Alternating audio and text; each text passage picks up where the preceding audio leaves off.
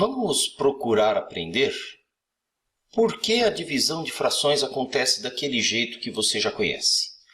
Vamos ver se você se lembra.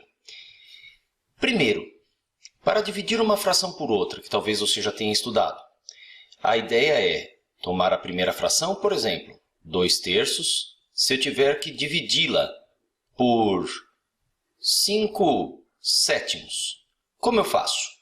Primeiro, eu mantenho a primeira fração, 2/3, e multiplico. A divisão vira uma multiplicação, entre aspas, pelo inverso da segunda, 7/5. Ó.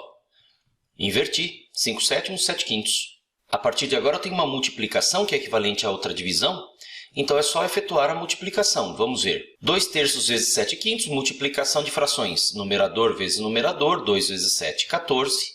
E denominador vezes denominador, 3 vezes 5, 15. Ou seja, ao dividir estas duas frações, você encontra este resultado. Ok, a pergunta agora é, por que isso funciona desse jeito? Por que eu inverto a segunda fração e multiplico e o resultado dá certo?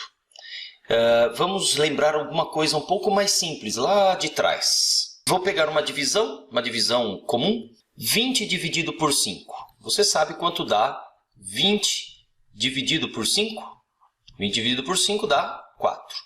Ok, eu vou fazer o seguinte, veja se você percebe rapidamente, isso é muito tranquilo. Eu vou multiplicar os dois elementos da divisão, o dividendo e o divisor, pelo mesmo número. Vamos multiplicar os dois, por exemplo, por 3. Vamos multiplicar por 3. Multiplicar o 20 por 3, multiplicar o 5 por 3. 20 vezes 3 são 60.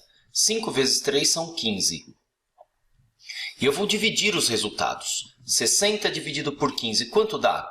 60 dividido por 15 também dá 4.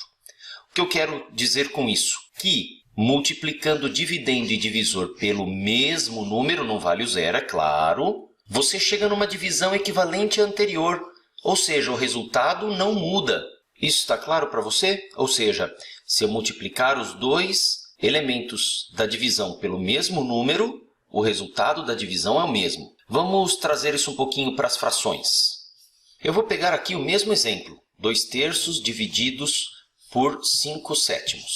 Frações também são números racionais na forma de fração. Eu vou multiplicar os dois pelo mesmo número e eu sei que o resultado da divisão não pode mudar, não vai mudar.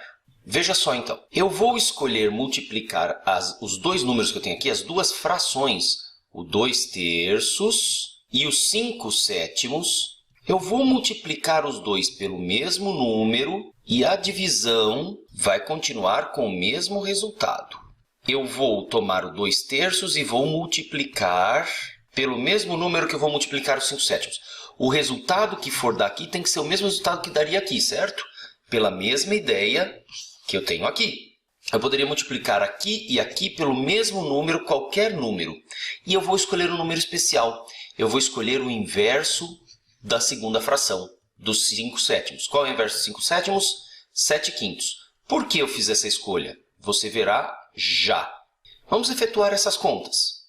Nos primeiros parênteses, eu vou ter 2/3 vezes 7/5. Ok, mas no segundo par de parênteses, o que vai acontecer? Olha só, 5 vezes 7 e 7 vezes 5. 5 vezes 7, 35. 7 vezes 5, 35. Isso simplifica, isso é o inteiro.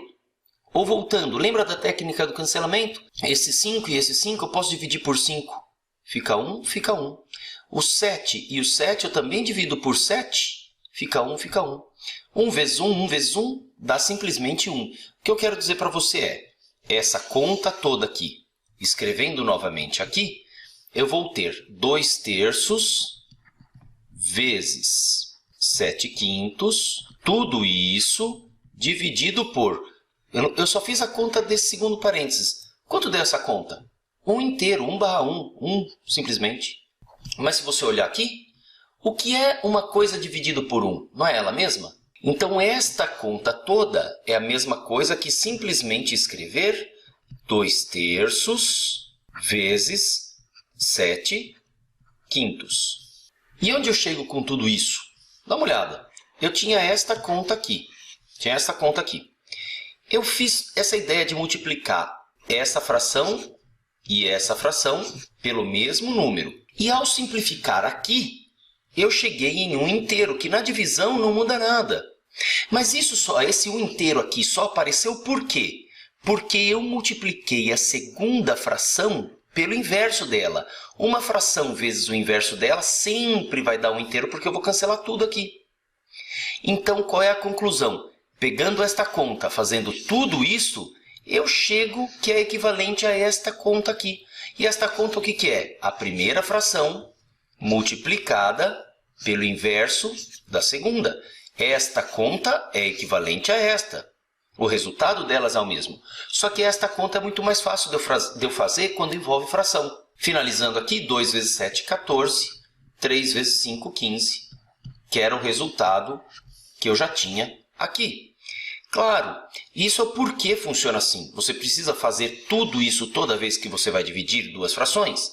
Claro que não. A ideia é você usar a regra prática, mas sabendo que ela veio de alguma ideia matemática consistente.